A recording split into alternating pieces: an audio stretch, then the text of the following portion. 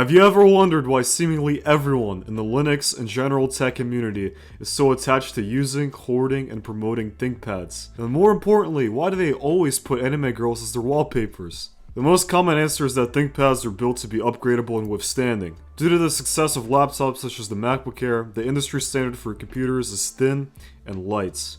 And with the development of the universal port USB-C literally pushed through legislation, the last decade has seen the drop of replaceable components and ports altogether. This is why if you go outside and bring your ThinkPad R60 along, of course, because you have to be jacked into the internet, you are guaranteed to receive gasps and remarks body-shaming your ThinkPad BrickPad for being abnormally plus size. Now, such comments are understandable if they come from Mac or oversleek computer users, but what's far more likely is the person roasting you has an Alienware M18 that weighs more than Boogie 2988 and packs an Airbus A380 engine, spinning in full blast to cool Windows 10 11 home screen.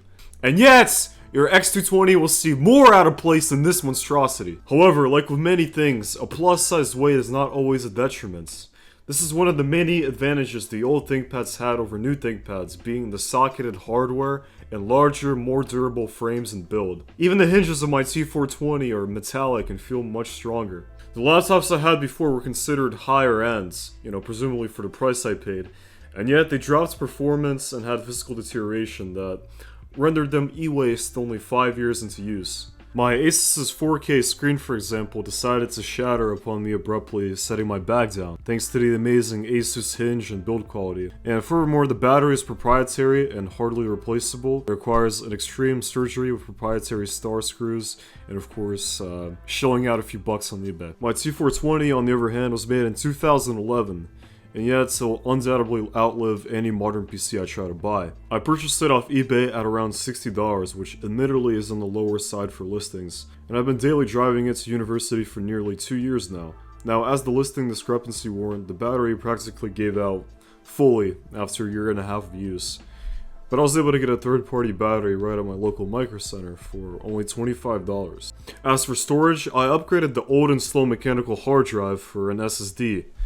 Twice now, after my last one broke from water damage. But admittedly, if you can get the back off a new computer, a new laptop, the SSD will most likely be removable and replaceable. It probably won't be soldered.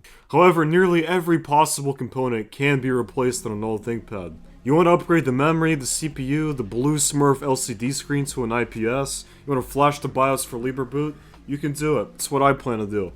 And also, if you endure damage or wish to replace the pissy Island keyboard on models such as the X230 or the T430 and up, that's also doable.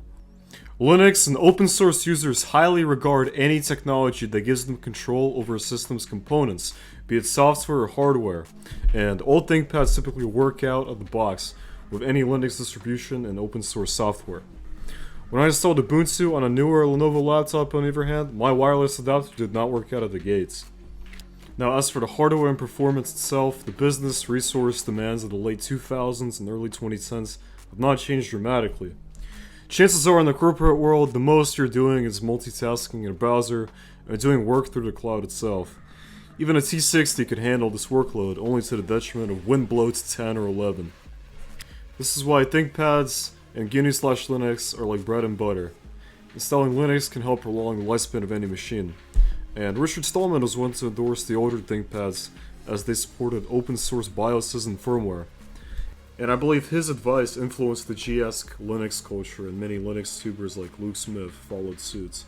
However, you shouldn't listen to the dogmas that a lot of these influencer people have or espouse. While I respect Luke Smith's takes on both consumerism and ThinkPads, him owning half a dozen of these things prior to his hiatus at this point is no different than owning a MacBook or several MacBooks. It's the same kind of consumerism. All in all, there's a difference between seeing ThinkPads as consumable products and a tool for a means to an end, which is always what I go by, the latter.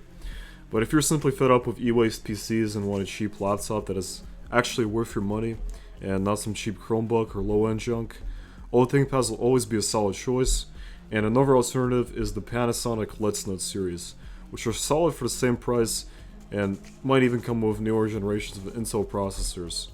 Even their latest models support socketed hardware and ports if you're into getting a new computer. But in my world, if you're looking for a business laptop and you don't need some insane jackass gamer specs, the choice is between a crap top like a ThinkPad and a high-end MacBook.